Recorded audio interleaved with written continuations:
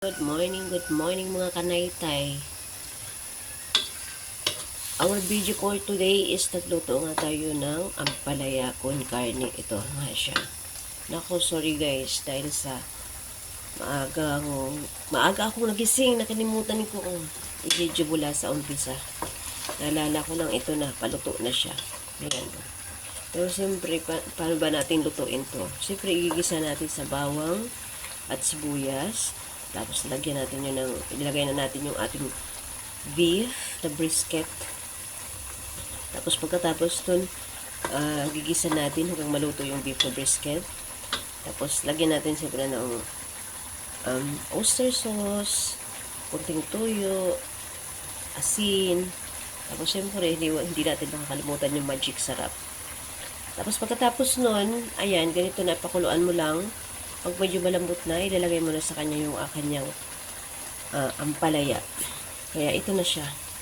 Ang ating ulam for today ay ang ampalaya con carne. Ayan.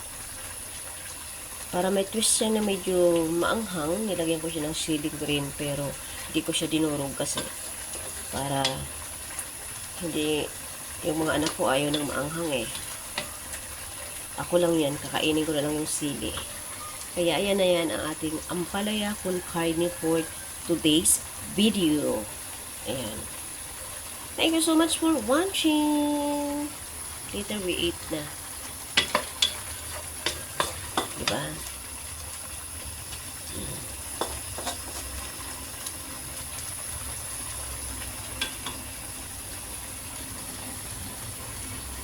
Yung mga hindi pa nakaka-subscribe sa aking YouTube channel, please like, subscribe, and hit the bell button, guys. And thank you so much for the support. Thank you.